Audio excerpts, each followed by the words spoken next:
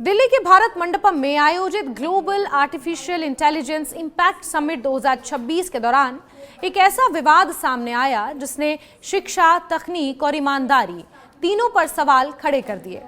मामला गलगोटियाज यूनिवर्सिटी के एक रोबोडॉग यानी रोबोटिक कुत्ते से जुड़ा है।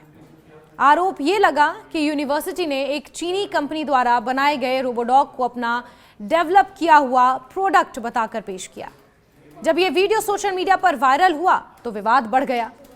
इसके बाद केंद्र सरकार के इलेक्ट्रॉनिक्स और सूचना प्रौद्योगिकी मंत्रालय यानी ministry of electronics and information technology ने सख्त रुख अपनाया और साफ कहा कि किसी भी कीमत पर गलत जानकारी को बढ़ावा नहीं दिया जा सकता। सबसे पहले समझते हैं कि ये एआई समिट क्या है। ये एक बड़ा टेक्नोलॉजी एक्सपो है जहां देश विदेश की कंपनियां, स्टार्टअप्स, विश्वविद्यालय और शोध संस्थान आर्टिफिशियल इंटेलिजेंस यानी कृत्रिम बुद्धिमत्ता से जुड़े अपने काम और प्रोडक्ट्स दिखाते हैं। इसका मकसद है कि दुनिया को बताया जाए कि भारत आर्टिफिशियल इंटेलिजेंस के क्षेत्र में क्या प्रगति कर रहा है।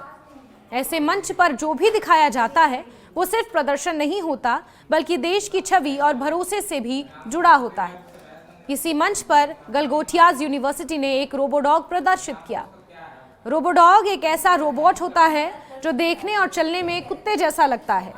ये अपने आप चल सकता है, सीढ़ियां चढ़ सकता है, संतुलन बना सकता है और कई बार कैमरा या सेंसर से लैस होता है। ऐसे रोबोट का इस्तेमाल सुरक्षा, रिसर्च और इंडस्ट्रियल कामों में होता है। एक्सपो के दौरान एक वीडियो सामने आया जिसमें यूनिवर्सिटी के प्रतिनिधि ने इस रोबोडॉग को अपना विकसित किया हुआ उत्पाद बताया। बाद में पता चला कि ये रोबोट चीन की एक कंपनी द्वारा बनाया गया था। यहीं से विवाद की शुरुआत हुई।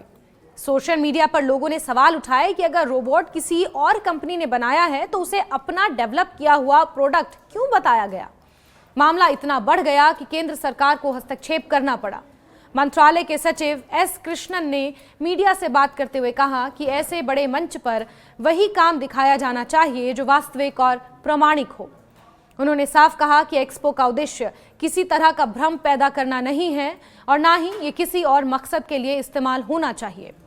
उन्होंने ये भी कहा कि वो ये तय नहीं कर रहे हैं कि कौन सही है या कौन गलत, लेकिन वो ये जरूर चाहते हैं कि किसी तरह का विवाद ना हो। उनकी बात का मतलब साफ था कि ऐसे आयोजनों में नियमों और आचार संहिता का पालन करना जरूरी है। अगर कोई संस्थान अपने काम को बढ़ा चढ़ाकर पेश करता है या गलत जानकारी देता है तो इससे पूरे आयोजन की विश्वसनीयता पर असर पड़ता है। विवाद बढ़ने के बाद आयोजकों ने गलगोटियाज यूनिवर्सिटी से अपना स्टॉल खाली करने को कहा है। इसके बाद यूनिवर्सिटी के स्टाफ और अधिकारियों ने एक्सपो में अपना स्टॉल हटा लिया।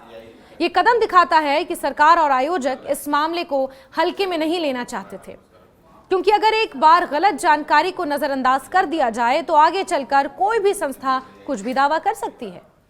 विवाद के बाद यूनिवर्सिटी की ओर से माफी भी मांगी गई। रजिस्ट्रार नितिन कुमार गौर ने प्रेस रिलीज जारी कर कहा कि जो भ्रम पैदा हुआ उसके लिए वो खेद व्यक्त करते हैं।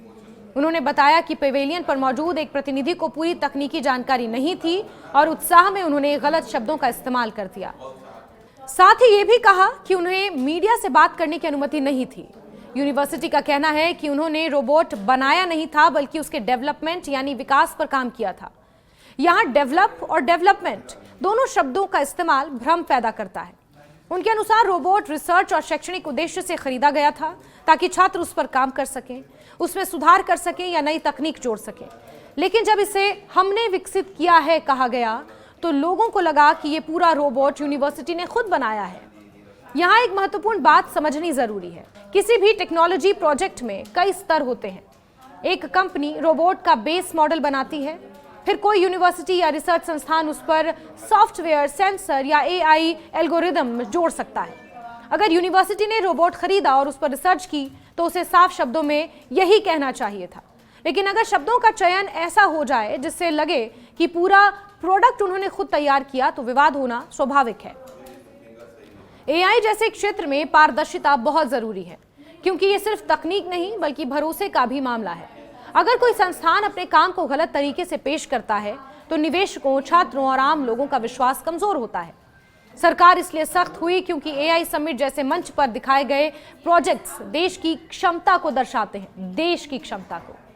ये विवाद हमें एक बड़ा सबक भी देता है शिक्षा संस्थानों की जिम्मेदारी सिर्फ पढ़ाई तक सीमित नहीं होती, उन्हें ईमानदारी और सच्चाई का उदाहरण भी पेश करना होता है।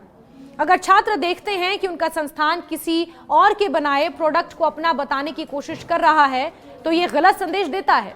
वहीं अगर संस्थान अपनी गलती मानकर माफी मांगता है तो ये सकारात्मक कदम भी माना जा सकता है।